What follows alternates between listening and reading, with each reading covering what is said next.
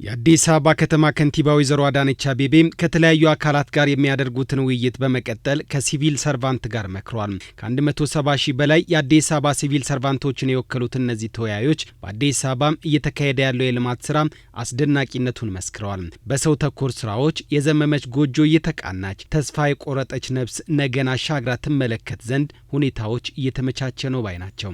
ኮሪደር ከጥግ እስከ ጥግ አዲስ አበባን ውብ ያደረገበት ሁኔታ አለ። የማናቃት ሌላ አዲስ አበባ እኔ አዲስ አበባ ነው ተወልጄ ያደግኩት ያው በደንብ አውቃታለሁ ማለት ነውና እኛ የተማርንበት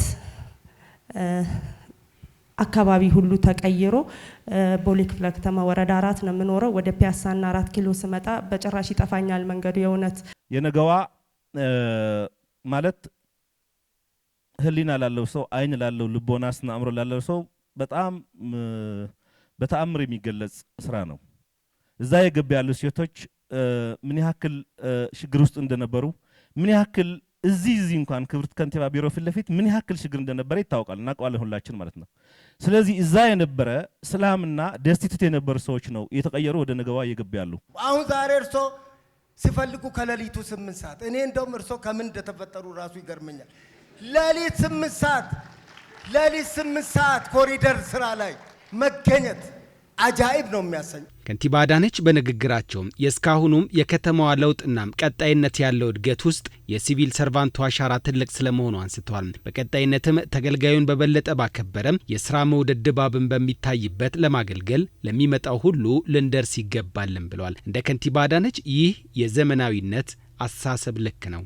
ማገልገል መጀመሪያ የአገልጋይነትን መንፈስ መላበስን ያስፈልጋል። እኛ የቀጠረን ህዝብ ነው። ግብር ከፍሎ ደሞዝ የሚከፍለን የምጥሉትን የምታነሱትን የጥቅማ ጥቅም ፓኬጅ የሚሰጠን ህዝብ ነው። ይህንን ሰጥቶ የስራ እድል የሰጠኝን ህዝብ ማክበር፣ ነፃ ሆኖ በተሰጠው ህግና ለማገልገል በተቀመጠው መስፈርት መሰረት ለማገልገል ግዴታ አለብኝ።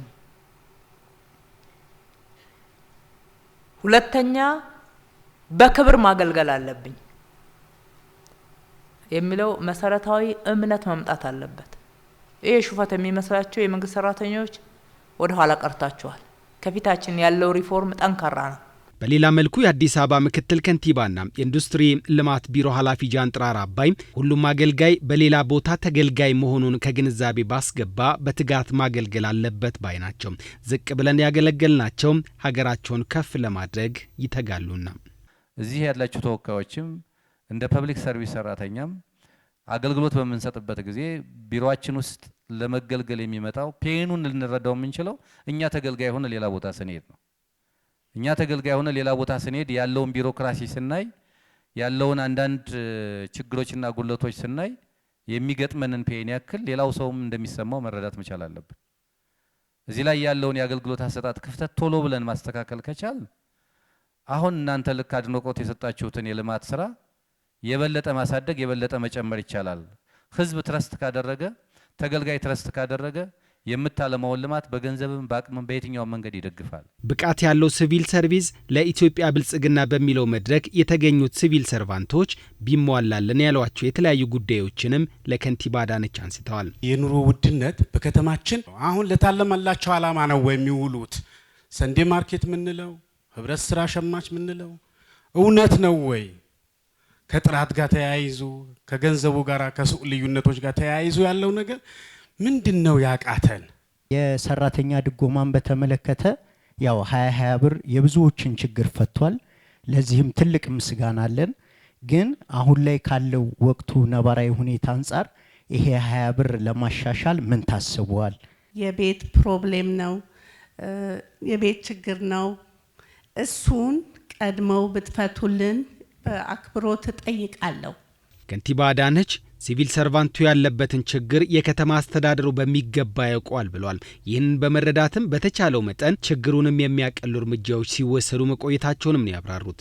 ከኑሮ ውድነት ጋር ያነሳቸዋቸውን ጉዳዮች በትክክል እንረዳለን።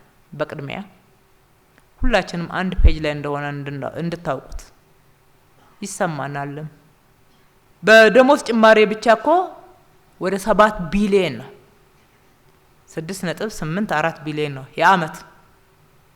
የአንድ አመት ማለት ነው የተጨመረው ጭማሪ። ለመጀመሪያ ጊዜ ነው በአዲስ አበባ ታሪክ እኮ የቤት ክራይ ድጎማ የሚባል አበል ተወስኖ ተግባራዊ የተደረገው። ሶስተኛ ቀላል አይደለም ብለን የምናየው ወደ 1 ቢሊዮን 1.1 ቢሊዮን በየአመቱ በጀት የምናወጣበት የፓብሊክ ባስ ትራንስፖርት እንዳታወጡ። በተጨማሪ በመንግስት መስሪያ ቤት ውስጥ 20 ብር ብቻ አይደለም ድጎማው 20 ብሩም በጀታችን ላይ ከ1 ቢሊዮን ብር በላይ ነው።